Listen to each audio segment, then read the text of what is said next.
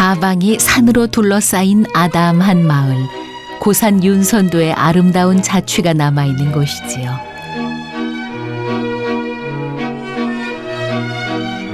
이 마을에는 또 하나의 자랑거리가 있습니다.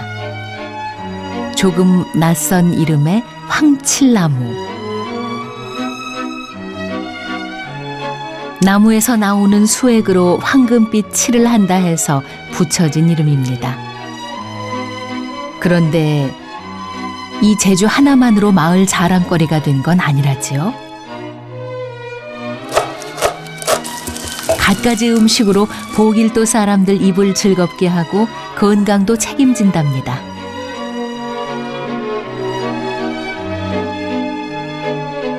황칠나무로 노부부의 정도 깊어지지요. 겨우내 푸른잎 무성한 황칠나무가 자라는 이곳은 윤선도가 사랑한 섬 보길도입니다.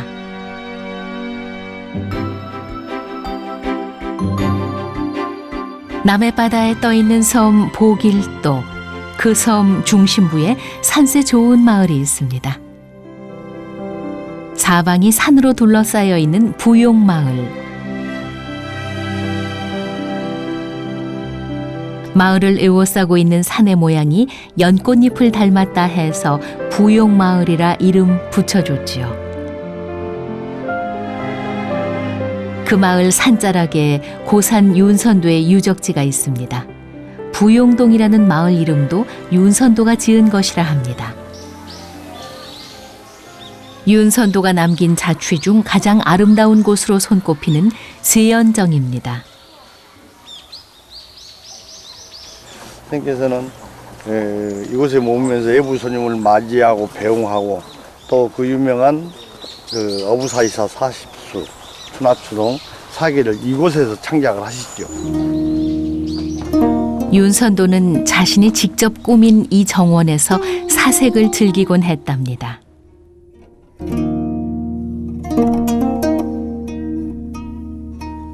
기둥을 여럿 세워 공간을 나누어 놓은 모습이 정자인 듯도 하고 집인 듯도 합니다.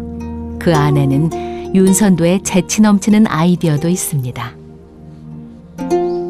중앙에 온돌이 있다는 겁니다. 우리나라 그 정자에 보면은 이 중앙에 온돌이 나뉘어 있는 정자 보는 게 어려울 겁니다. 겨울에도 이곳에 자주 나와 시상을 떠올렸을 윤선도. 세연정에서 바라본 연못 풍경은 가히 우리나라 3대 아름다운 정원이라 할 만합니다. 400여 년 전 윤선도는 이곳에서 무슨 생각을 했을까요?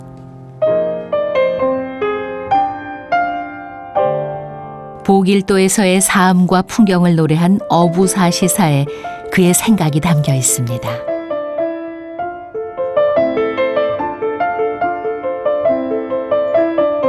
물가에 외롭게 선 소나무 홀로 어이씩씩한 곳, 험한 구름 원망 마라 인간 세상 가린다. 파도 소리 실어 마라 속새 소리 막는도다. 병자호란을 겪은 뒤 세상을 등진 한 선비의 심정입니다. 윤선도는 제주도로 가던 길에 풍랑을 만나 이곳에 들르게 되었지요. 이후 7번이나 다시 찾았고 13년 동안이나 살았습니다. 그리고 이곳 낙서제에서 생을 마감했지요. 보길도는 윤선도에게 위로가 되는 섬이었습니다.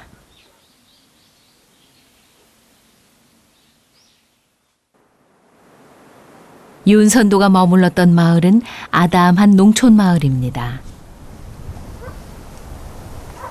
지금 이 마을에는 윤선도만큼 유명세를 치르고 있는 나무가 있습니다. 황칠나무입니다.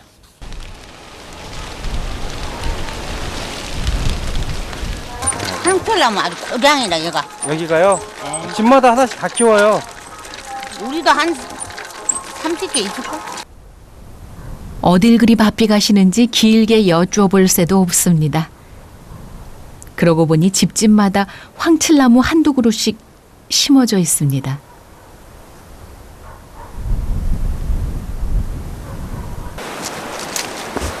더구나 우리나라에서 가장 크고 오래된 황칠나무도 이곳 보길도에 있다는군요.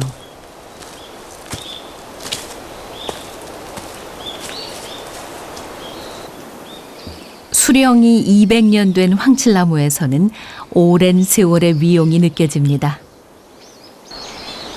할아버지 어린 시절만 해도 이런 큰 나무가 지천이었답니다.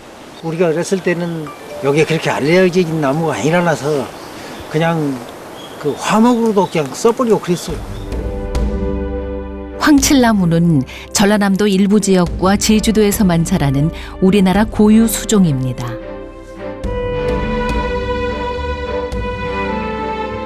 그래서 예로부터 귀한 나무로 여겨 이웃 나라의 수출품으로 보내기도 했지요.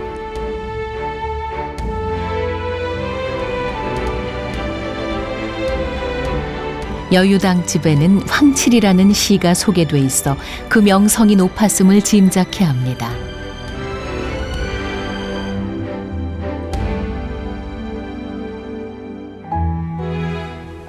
그런 황칠나무가 씨만 뿌려놓으면 쑥쑥 자라나 어느새 숲을 이룬다고 하니 황칠나무 고장답지요.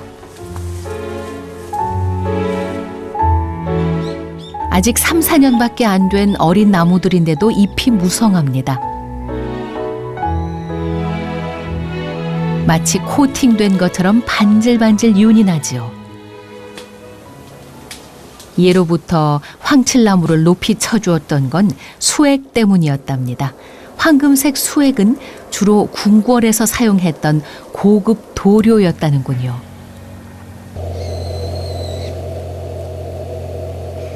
아주 소량이죠. 원나무는 다 나온데 이 나무도 다 나오는데 채취할 정도로 안 나온다 그 말이죠. 이렇게 적은 양만 허락하니 그 몸값 귀해질 수밖에요. 그런데 이 수액이 어떻게 아름다운 황금빛을 내는 걸까요? 호기심 많은 농장 주인이 그 궁금증을 풀었습니다.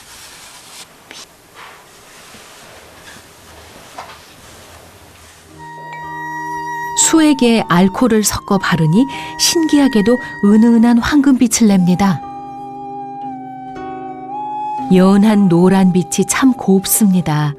색만 칠했는데도 합죽선은 한결 더 고급스러워졌습니다.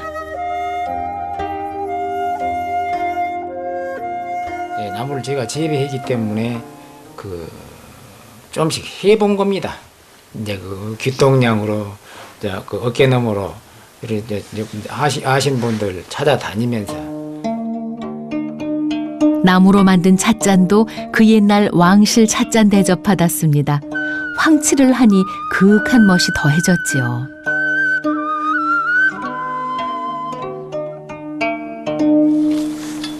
황칠나무의 재주는 여기서 그치지 않습니다. 어머니 오늘 닭과 씨름 한 판 벌일 모양입니다.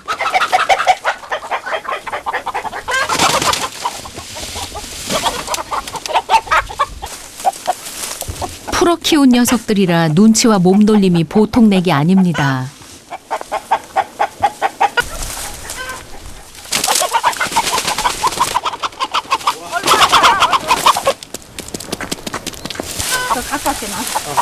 그래도 어머니가 한 수 위죠.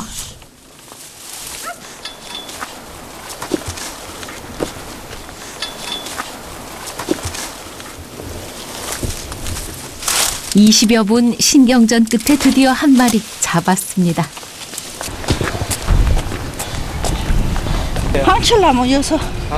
황칠나무여서 쌀만 잡. 어머니 오늘 솜씨 자랑 좀 해보실 모양입니다. 산자락에 있는 황칠나무 구울락이 이 마을 사람들이 운영하는 황칠나무 농장입니다. 그 시간 아버님은 황칠나무 농장으로 향합니다. 갖가지 요리를 위한 황칠나무 준비는 아버님 몫이죠.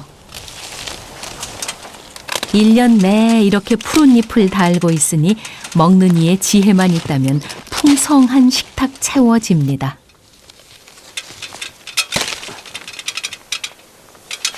이게 녹차같이 차를 만들어 마시려고 이 부드러운 술을 딴 겁니다. 그걸로도 차를 마실 수가 있어요? 이 녹차보다는 한결 낫다고 봐야지요. 신토불이라고 했지요. 내고장 땅과 햇살이 내주는 양식으로 배를 채우는 일, 그보다 더 건강한 삶이 있을까요? 오늘도 자연에서 온 물 한 보따리 들고 옵니다.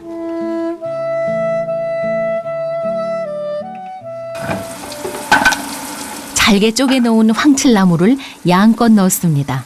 나무 인삼이라는 별명을 가졌으니 다른 재료는 필요 없습니다. 달게 황칠나무만 넣어도 영양 만점이지요.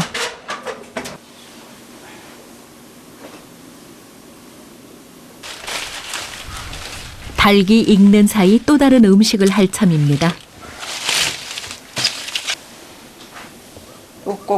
옥공대 1년치 이렇게 봄에 난 거 끊어서요.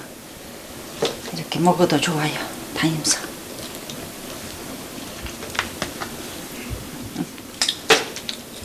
드셔봐.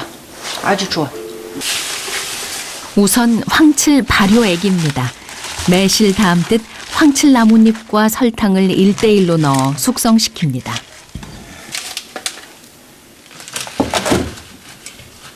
차로도 먹고요. 또 음식에도 치면 좋다대요. 음식에도 치고 그저 아무렇게 대고 그렇게 해요. 100일간 발효시키면 차로도 마실 수 있고 약방의 감초처럼 어떤 음식에도 들어가지요. 발효액 2-3통이면 안악들 마음 든든합니다. 어르신 하든지. 연한 순으로는 맛난 요리도 가능합니다.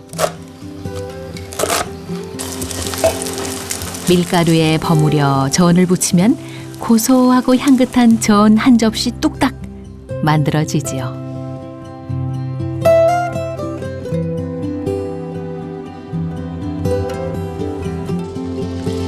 드디어 고기가 맛있게 푹 익었습니다. 금슬 좋게 나란히 앉은 노부부. 황칠나무 김치로 고생했을게.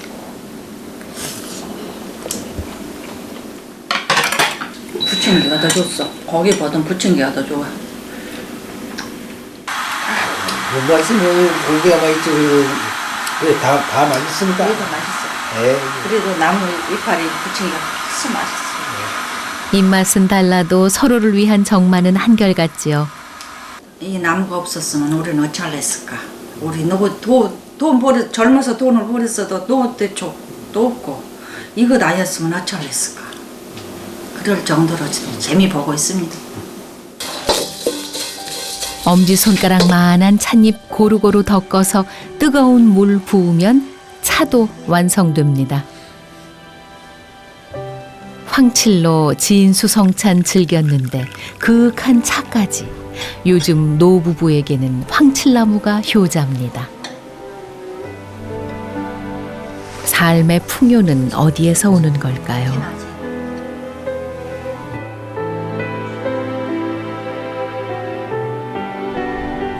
자연이 주는 선물의 가치를 알고 감사히 여기는 마음.